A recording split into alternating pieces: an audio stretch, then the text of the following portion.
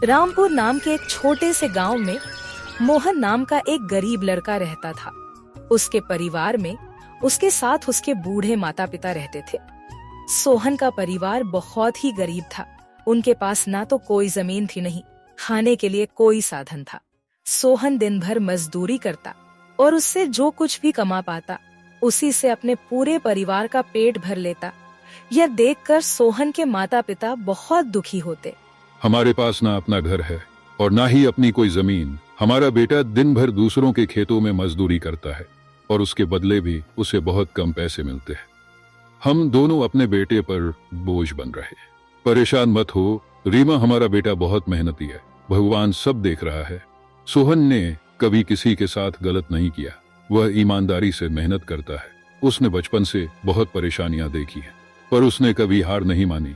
एक दिन हमारा बेटा भी बहुत धन कमाएगा और उसकी सारी परेशानियां दूर हो जाएंगी। सोहन हमेशा सोचता था कि आज भले ही उसकी किस्मत उसका साथ ना दे रही हो, पर उसे यकीन था कि अगर वह मेहनत करता रहेगा तो एक दिन उसका भाग्य भी बदलेगा और उसकी सारी परेशानियां खत्म हो जाएंगी। एक दिन सोहन लालाराम जमींदार के खेत पर काम कर रहा था। लालाराम पास के एक पेड़ के नीचे बैठा था। सोहन अपने काम में लगा हुआ था। तभी उसने देखा कि लालाराम बहुत ही उदास है और गहरी चिंता में डूबा हुआ है। लालाराम को उदास देख मोहन तुरंत लालाराम के पास गया और बोला, क्या हुआ मालिक, आप बहुत उदास लग रहे हैं। मुझे ऐसा लग रहा है जैसे आप किसी गहरी चिंता में हैं। कुछ हुआ है? मुझे बताइए, क्या पता मैं आपकी कोई सहायता कर सकूं। सोहन की बात सुनकर लालाराम को गुस्सा आ गया और वह सोहन से गुस्से में बोला, अरे तू मेरी क्या सहायता करेगा? तू खुद अपनी सहायता कर सकता है क्या? अगर तू किसी की सहायता करने के काबिल होता तो क्या तुझे 2 वक्त के खाने के लिए आज मेरी जमीन पर काम करने की जरूरत पड़ती? चल यहाँ से जा, अपना काम कर और मुझे परेशान मत कर। सेठ जी, ऐसा नहीं है, यह सब वक्त वक्त की बात है। सब किस्मत का खेल है और इंसान को अपनी मेहनत पर विश्वास रखना चाहिए। आज भले ही किस्मत मेरे पक्ष में ना हो, लेकिन अगर मैं ईमानदारी और लगन से मेहनत करता रहूंगा तो किस्मत भी एक दिन मेरी तरफ झुक जाएगी। मेहनत और धैर्य से तकदीर के दरवाजे खुलने में देर हो सकती है, लेकिन मेहनत कभी बेकार नहीं जाती। मोहन की बात सुनकर लालाराम बहुत प्रसन्न हुआ। अरे सोहन, तेरे विचार तो बहुत अच्छे हैं। तेरी बातें सुनकर मन को एक सुकून सा मिला है। इतनी परेशानियों में भी तू अपनी जिंदगी खुश होकर काट रहा है। सेठ जी, यह सब मेरे पिता की सीख है। जब भी मैं किसी चीज के लिए अपने पिता से जिद करता था तो मेरे पिता हमेशा मुझे यही समझाते थे, बेटा सोहन, हमारे पास इतना धन नहीं है कि मैं तेरी हर इच्छा पूरी कर सकूं, लेकिन एक बात हमेशा याद रखना, जिंदगी भी मौसम की तरह होती है। कभी यह धूप की तरह खुशियों से भरी होती है, कभी ठंड की तरह कठिनाइयां लाती है और कभी बारिश की तरह परेशानियां आती है। लेकिन जैसे हर मौसम बीत जाता है वैसे ही जिंदगी के मुश्किल हालात भी गुजर जाते हैं। बस धैर्य और हिम्मत बनाए रखना जरूरी है, क्योंकि एक दिन सब कुछ ठीक हो ही जाता है। अरे वाह, लगता है तेरे पिता बहुत ही नेक इंसान है। किसी दिन मैं भी उनसे जरूर मिलूंगा। मालिक, क्या हुआ है? आप एक बार मुझे साफ साफ बताइए, क्या पता आपकी परेशानी का कोई हल मिल ही जाए। अरे सोहन, मैं एक बहुत बड़ी परेशानी में फंस गया हूँ। मुझे अपनी परेशानी का कोई भी हल नजर नहीं आ रहा है। सेठ जी, एक बार मुझे बताइए तो क्या पता आपकी परेशानी का कोई हल निकल ही जाए। सोहन, हमारे गांव में मेरे पिता की एक पुश्तैनी जमीन थी जो काफी पीढ़ियों से हमारे पास थी। उस पर मेरा और मेरे भाई का हक है, पर हमारे गांव के ही 2 बाप बेटों ने उस पर कब्जा कर लिया है। मैं पुलिस थाने में केस दर्ज कराने की सोच रहा था, लेकिन गांव के बहुत बड़े बड़े लोग उनके साथ हैं। मैं कितनी भी कोशिश कर लूं, लेकिन मैं उन लोगों का कुछ नहीं बिगड़ पाऊंगा। अब तो उन लोगों ने उस जमीन पर खेती भी शुरू कर दी। मेरे पिता की पुश्तैनी जमीन मेरे हाथों से छीनी जा रही है, इसलिए मैं बहुत परेशान हूँ। मुझे समझ नहीं आ रहा मैं अब क्या करूँ। आप सही कह रहे हैं सेठ जी, अगर आप कानून का सहारा लेकर भी अपनी जमीन को वापस लेने की कोशिश करेंगे तो भी आप उनका कुछ नहीं कर पाएंगे। हाँ सोहन, अब तू ही बता, मैं अब क्या करूँ? मैं तो सोच सोच कर परेशान हो गया हूँ। मेरी पुश्तैनी जमीन छीनी जा रही है और मैं कुछ भी नहीं कर पा रहा। सोहन ने कुछ देर सोचा और कहा, मालिक आप चिंता मत कीजिए, हर परेशानी का कोई ना कोई हल जरूर होता है। अगर आप चाहे तो एक तरीका है जिससे आप अपनी जमीन वापस पा सकते हैं। अगर ऐसा कोई तरीका है तो जल्दी बताओ सोहन, वह क्या तरीका है? सोहन ने लालाराम को अपनी सारी तरकीब पूरी तरह समझा दी। तरकीब सुनकर लालाराम मोहन से कहता है, अरे वाह सोहन, तू तो बहुत समझदार है, तूने तो बहुत अच्छी तरकीब बताई है। ऐसे तो मेरी जमीन मुझे जरूर मिल जाएगी, मैं तुझसे वादा करता हूँ। अगर तेरी यह योजना सफल हुई तो मैं अपनी जमीन का एक हिस्सा तेरे नाम कर दूंगा। अरे मालिक, आप ऐसा क्यों कह रहे हैं? आप मेरे मालिक हैं, आपकी वजह से मुझे अपने घर के लिए 2 वक्त का खाना मिल जाता है। आपकी मदद करना तो मेरा फर्ज है, मुझे आपकी जमीन नहीं चाहिए, ठीक है? सोहन तुम बहुत नेक इंसान हो, कल से तुम इस काम पर लग जाओ। सोहन फिर से खेत में अपने काम पर लग जाता है। अगले दिन सोहन जगत और विनोद नाम के उन बाप बेटों के पास पहुंच जाता है जिन्होंने लालाराम की जमीन पर कब्जा कर रखा था। नमस्कार सेठ जी, मैं यहाँ से गुजर रहा था तो पास के लोगों ने बताया कि आपके यहाँ काम के लिए मजदूर की जरूरत है। क्या आपके यहाँ मुझे भी कोई काम मिल सकता है? अरे अरे, कौन हो तुम? तुमसे किसने कह दिया कि यहाँ मजदूर की जरूरत है? यहाँ किसी मजदूर की जरूरत नहीं है। सेठ जी, मैं एक मजदूर हूँ, पास ही के गांव में रहता हूँ, काम की तलाश में इधर उधर भटक रहा हूँ। हर दिन कहीं ना कहीं काम मिल जाता है, बस उसी काम को करके अपना पेट पालता हूँ। कभी खेती कर लेता हूँ तो कभी कोई मजदूरी। यह तो ठीक है, पर हमारे यहाँ फिलहाल कोई काम नहीं है।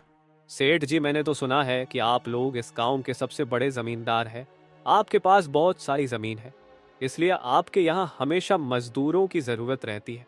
इसलिए मुझे लगा कि यहाँ मुझे कोई ना कोई काम जरूर मिल जाएगा। अरे भाई, मैंने कहा ना, यहाँ किसी भी मजदूर की जरूरत नहीं है। इसका मतलब लालाराम सेठ आपके बारे में सही कह रहे थे? लालाराम ने हमारे बारे में क्या कहा? अरे कुछ नहीं सेठ जी, चलिए तो मैं चलता हूँ। सेठ जी, आपके यहाँ तो कोई काम नहीं है, मैं अपने लिए कहीं और कोई काम देख लेता हूँ। सोहन वहाँ से जाने लगता है। तभी जगत विनोद ने सोहन को रोककर यह पता लगाने के लिए बोलता है कि लालाराम ने सोहन को उन लोगों के बारे में क्या बताया है। अरे भाई, इधर आओ, शायद तुम्हारे लिए हमारे पास एक काम है। सोहन तुरंत उनके पास चला गया और बोला, धन्यवाद सेठ जी, बताइए क्या काम है?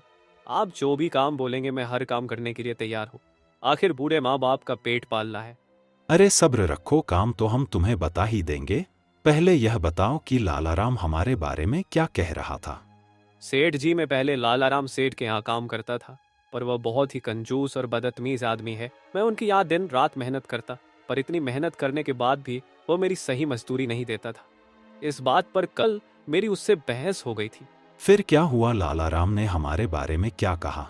जब मेरी सेठ लालाराम से बहस हो रही थी तब उसने ने मुझे कहा कि पूरे गांव में उनसे ज्यादा मजदूरी कोई नहीं दे रहा। तो मैंने गुस्से में कह दिया कि गांव के सबसे बड़े जमींदार जगत सेठ और विनोद सेठ सबसे अच्छी मजदूरी देते हैं, इसलिए उनके यहाँ हमेशा काम करने वालों की भीड़ रहती है। हाँ भाई, बिल्कुल सही कहा था। आखिर हम गांव के सबसे बड़े जमींदार हैं। हमारा फर्ज है कि जो भी मजदूर हमारे यहाँ काम करता है उसे उसकी मेहनत के हिसाब से सही मजदूरी मिले। वाह सेठ जी, आपने बहुत अच्छी बात कही। लालाराम सेठ कभी भी आपकी बराबरी नहीं कर सकता, वह तो शायद आपके जितना भी नहीं सोच सकता। जगत और विनोद सोहन की चापलूसी भरी बातों में आ जाते हैं और उसे अपने यहाँ काम पर रख लेते हैं। चलो अब काम की बात करते हैं। तुम एक अच्छे इंसान लगते हो, हमें अपने खेत पर काम करने के लिए तुम्हारे जैसे ही एक मजदूर की जरूरत है। कल से ही काम पर आ जाना। कुछ दिन ऐसे ही बीत गए। एक दिन जगत अपने बेटे विनोद से बोला, विनोद बेटा, यह सोहन तो बहुत मेहनती है, यह अकेले ही 4 लोगों का काम कर देता है। अच्छा हुआ कि हमने इसे रोक लिया। हाँ पिताजी, आप सही कह रहे हो। सोहन बहुत मेहनती है, इसके जितना काम शायद ही कोई और करता होगा। ये पूरा दिन यहाँ काम पर अकेला लगा रहता है। सोहन की मेहनत ने जगत और विनोद का दिल जीत लिया। कुछ दिन और बीत गए। एक शाम जगत और विनोद अपने खेतों का दौरा कर रहे थे। जब वे अपने खेत पर पहुँचे तो देखा कि सोहन इतने देर तक भी काम कर रहा था। सोहन भाई, अब तो रात होने वाली है, तुम इतनी देर तक काम क्यों कर रहे हो? अब घर जाओ और आराम कर लो। सेठ जी, हमारी किस्मत में आराम कहाँ है? घर पर बूढ़े माँ बाप है, काम नहीं करूंगा तो उनके लिए 2 वक्त का खाना कहाँ से जुटा पाऊंगा? घर पर बैठकर आराम करने से अच्छा है कि मैं काम करूं। इस तरह मेरा मन भी लगा रहता है। तुम बहुत मेहनती हो सोहन, आज का काम यहीं छोड़ दो और घर जाकर आराम करो। नहीं सेठ जी, इसकी कोई जरूरत नहीं है। मैं काम करने में खुश हूँ। आप लोग जाइए, मैं ठीक हूँ। ठीक है सोहन, फिर हम जाते हैं। जब तुम्हारा मन करे काम खत्म करके अपने घर चले जाना, ठीक है। इसके बाद जगत और विनोद खेत को सोहन के भरोसे छोड़कर चले गए। अगली सुबह जब विनोद और जगत अपने खेत पर लौटे तो देखा कि वहाँ पुलिस खड़ी है। पुलिस को देखकर दोनों दौड़ते हुए आए और पूछा, क्या हुआ थानेदार साहब, आप यहाँ क्या कर रहे हैं? क्या यह जमीन तुम दोनों की है? हाँ थानेदार साहब, यह जमीन हमारी है, हमारे पास इसके कागजात भी हैं। फिर तो तुम दोनों को ले जाकर जेल में डालना ही पड़ेगा। यह क्या कह रहे हैं थानेदार साहब, हम कुछ समझे नहीं, आप क्या कहना चाह रहे हैं? अभी तुम दोनों बहुत अच्छे से समझ जाओगे। वह देखो तुम्हारी जमीन से क्या निकला है। थानेदार के कहते ही दोनों बाप बेटे जब पलट कर देखते हैं तो वहाँ उनकी जमीन में एक लाश दबी हुई थी जिसमें सिर्फ कंकाल बचा था। यह देखकर दोनों बाप बेटे डर जाते हैं। थानेदार साहब, यह किसकी लाश है और यह हमारे खेत में कहाँ से आ गई? अब बहाने मत बनाओ, पहले लोगों को मारो फिर उन्हें अपनी जमीन में गाड़ दो और अब कह रहे हो कि यह क्या है? नहीं थानेदार साहब, हमें नहीं पता कि यह सब क्या है। यह लाश यहाँ कैसे आई, हमें कुछ नहीं पता। अब झूठ मत बोलो, अगर फांसी नहीं हुई तो कम से कम तुम दोनों को उम्र कैद की सजा तो जरूर मिलेगी। फांसी और उम्र कैद की बात सुनकर दोनों बाप बेटे डर गए और थानेदार के सामने गिड़गिड़ाने लगे। थानेदार साहब, हम इस लाश के बारे में कुछ नहीं जानते।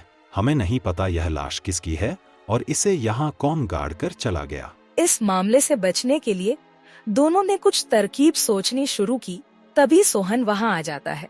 अरे सेठ जी, यह पुलिस यहाँ क्यों आई है? क्या हुआ है? सोहन देखो, पता नहीं कहाँ से हमारी जमीन में यह कंकाल आ गया है। मालिक, यह कंकाल यहाँ कहाँ से आ गया? ये तो बहुत गंभीर बात है। हाँ सोहन, पता नहीं यह कंकाल यहाँ कहाँ से आया है और थानेदार साहब को लगता है कि इसे हमने यहाँ मारकर गाड़ा है। अब तू ही कोई उपाय सोच जिससे हम इस परेशानी से बच सके। तीनों को आपस में खुसर फसर करते देख थानेदार ने कहा, अब कोई तरकीब मत बनाओ, तुम दोनों बाप बेटों में से कोई एक तो जरूर जेल जाएगा। अब तुम ही तय करो जेल कौन जाएगा।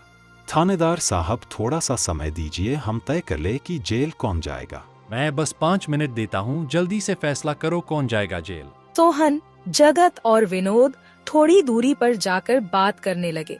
देखो मालिक, दोनों के फंसने से अच्छा है कि कोई एक फंसे। अब सोचिए कौन जाएगा। हम दोनों में से कोई भी जेल नहीं जाना चाहता। सोहन भाई, कोई उपाय सोचो जिससे हम दोनों इस मुसीबत से बच सके। मालिक, एक बात कहूँ, इस कंकाल को देखकर ऐसा लगता है कि इसे काफी महीने पहले जमीन में दबाया गया होगा।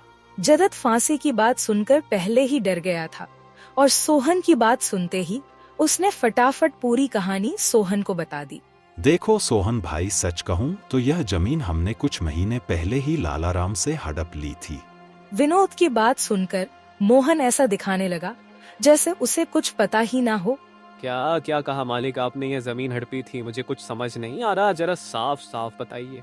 जगत ने जमीन हड़पने की पूरी कहानी सोहन को बताई। पूरी कहानी सुनने के बाद सोहन ने कहा, मालिक, मेरे पास एक तरकीब है जिससे सांप भी मर जाएगा और लायत ही भी नहीं टूटेगी। जल्दी बताओ सोहन भाई, क्या तरकीब है? तरकीब बताने से पहले मुझे यह बताइए कि आप लोगों के लिए क्या ज्यादा जरूरी है, यह जमीन या आप दोनों की जान?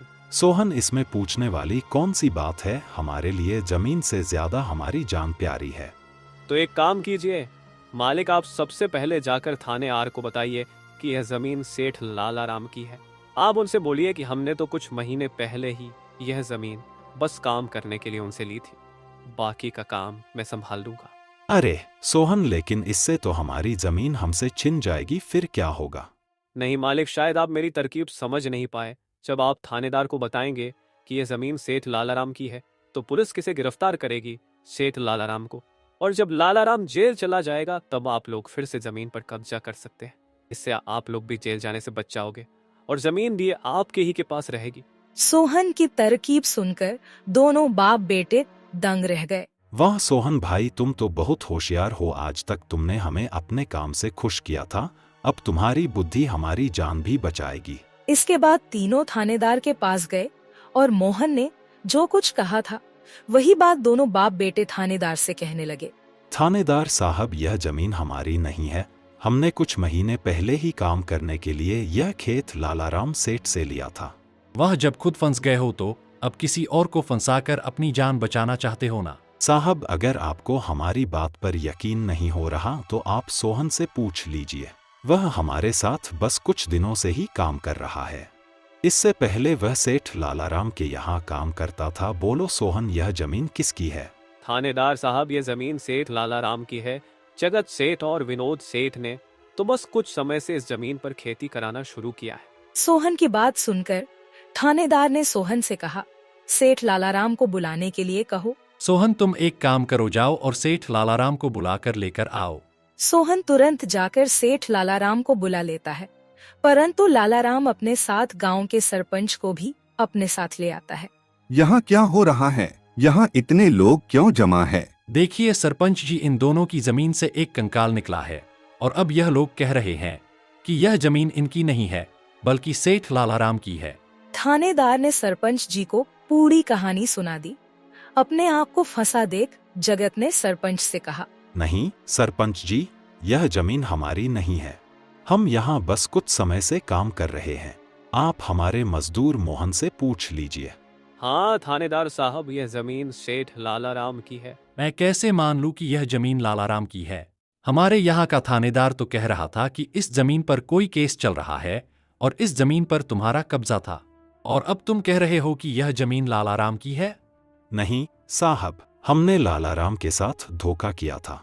हम बस इस जमीन को हड़पना चाह रहे थे, लेकिन अब हमें यह जमीन नहीं चाहिए। अगर आप चाहें तो हम केस भी वापस ले लेंगे। थानेदार साहब, आप जाइए, बाकी का काम अब हम संभाल लेंगे। सरपंच के कहने पर थानेदार वहां से चला जाता है। सरपंच ने लालाराम से कहा, अब बताओ, यह कंकाल यहाँ कैसे आया? तुमने किसे मारकर यहाँ गाड़ा है? अरे साहब, यह तो नकली कंकाल है। इन दोनों ने मिलकर मेरी जमीन हड़प ली। मैंने और मोहन ने मिलकर यह तरकीब सोची थी ताकि इन दोनों से सच निकलवा सकें। लालाराम की बात सुनते ही दोनों बाप बेटों के पैर तले जमीन खिसक गई। यह हम दोनों की साजिश थी, इन लोगों के मुंह से सच निकलवाने के लिए। सोहन को इस योजना में शामिल देखकर दोनों बाप बेटों को समझ आ गया कि यह सब सेठ लालाराम और मोहन की मिली भगत थी। दोनों बाप बेटों के पास अपनी गलती मानने के सिवा कोई चारा नहीं था। हमें माफ कर दीजिए सरपंच जी, हम लालच में आ गए थे। हमें माफ कर दीजिए।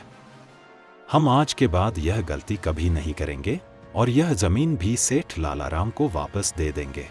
जगत और विनोद दोनों सरपंच और सेठ लालाराम से माफी मांगने लगे। दोनों को इतना गिड़गिड़ा देख लालाराम ने उन्हें माफ कर दिया। सरपंच ने भी उन्हें जेल नहीं भेजा और सेठ लालाराम ने अपना केस वापस ले लिया। लालाराम के केस वापस लेने के बाद सरपंच जी भी वहां से चले जाते हैं। धन्यवाद सेठ लालाराम जी, आपने हमें माफ कर दिया। आज के बाद हम ऐसी गलती कभी नहीं करेंगे। ठीक है जगत, कोई बात नहीं, मैंने तुम्हें माफ किया।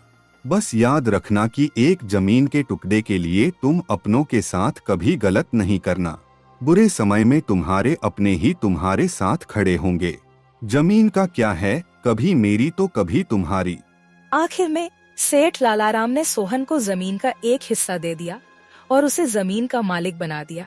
सोहन, जैसा कि मैंने वादा किया था, जिस जमीन पर तुम काम कर रहे थे, आज से वह जमीन तुम्हारी है और अब तुम उसके मालिक हो। नहीं मालिक, इसकी कोई जरूरत नहीं है। याद करो सोहन, तुमने मुझसे क्या कहा था? बस मेहनत करते रहो, एक दिन तकदीर का दरवाजा जरूर खुलेगा। तो समझो तुम्हारी तकदीर का दरवाजा खुल चुका है और अब तुम भी जमीन के मालिक हो। अब से तुम्हें किसी और के यहाँ काम करने की जरूरत नहीं पड़ेगी। इस तरह मोहन ने अपनी मेहनत और बुद्धि से सेठ लालाराम को उसकी जमीन वापस दिलाई और दोनों ठगी करने वाले बाप बेटों को भी सबक सिखाया। इस तरह मोहन ने अपनी मेहनत और चतुराई की मदद से अपनी फूटी किस्मत बदल दी और अब वह भी एक बड़ी जमीन का मालिक बन गया था।